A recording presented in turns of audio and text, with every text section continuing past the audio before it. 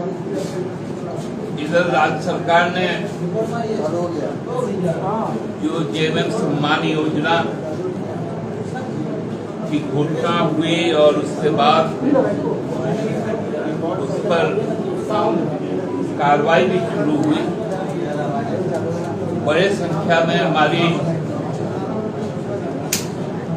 माताओं ने, बहनों ने, जिनकी उम्र 25 साल से ऊपर है, उन्होंने जिस उत्साह के साथ राज्य सरकार की इस महत्वाकांक्षी योजना का स्वागत किया और राज्य सरकार ने जिस तत्परता के साथ घोषणा के बाद इसे क्रियान्वित किया,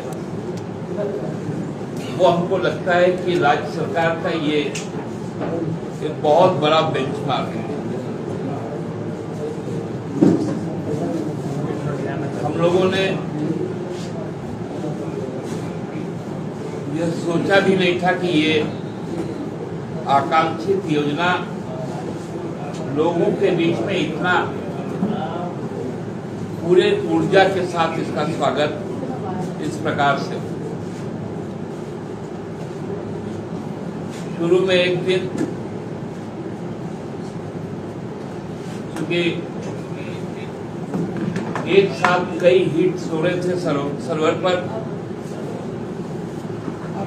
उसके कारण थोड़ा सा स्लो हुआ, लेकिन तुरंत राज्य सरकार ने इसको संज्ञान में लेते हुए न केवल उसे दुरुस्त किया, और मैं बधाई देना चाहता हूं माननीय मुख्यमंत्री जी को, उन्होंने उसकी अंतिम तिथि जो 10 तारीख तक थी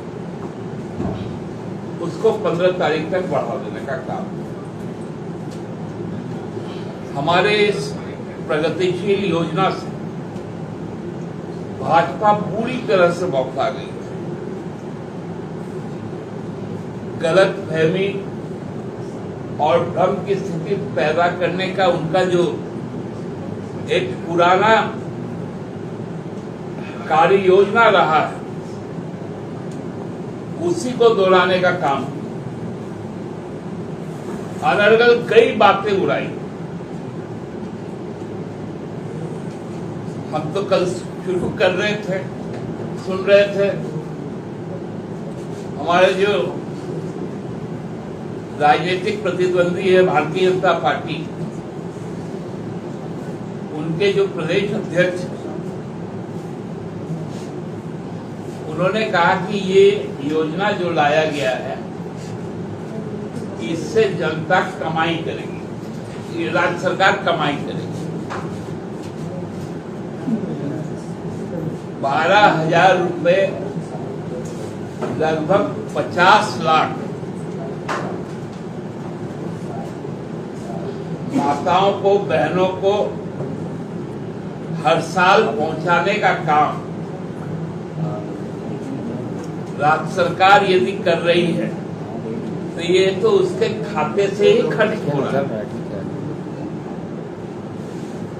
क्योंकि अब बौखलाहट इतनी। पहला शुरू किया था इन्होंने डेमोग्राफी पर।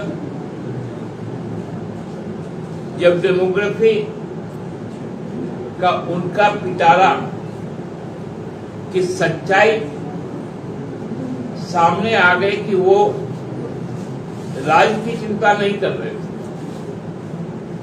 वो धार्मिक भावना से खेल रहे थे,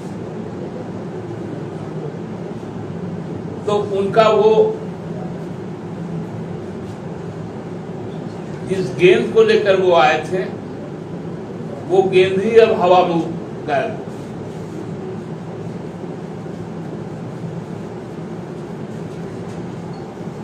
अब भारतीय जनता पार्टी पूरी तरह से बौखला गई, विशेषकर महिलाओं के लिए। जो सावित्रीबाई फुले किशोरी समृद्धि योजना हो, चाहे वो जिसमें बहनों को, माताओं को आर्थिक रूप से सबल बनाया, शैक्षणिक तौर पर सबल बनाया, रोजगार के क्षेत्र में भी युवाओं को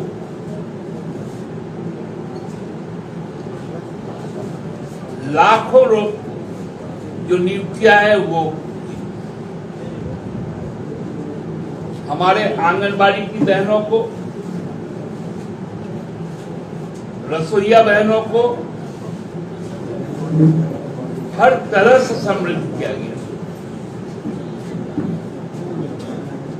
यह सरकार महिलाओं के सम्मान, महिलाओं के सशक्तिकरण पर पूरी तरह से केंद्रित, क्योंकि जब तक